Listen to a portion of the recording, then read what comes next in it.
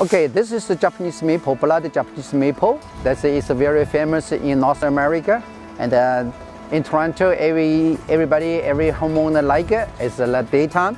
Like sometimes the leaf is red, like a blood. It's beautiful, and the only very shiny, very special color, that kind of tree in the summer in Toronto. And the evergreen, the dark color the tree, put it behind, make like a contrast color. So here has a ditch. Here is the ditch. It's very deep. The grading, you cannot change the ditch because of the water.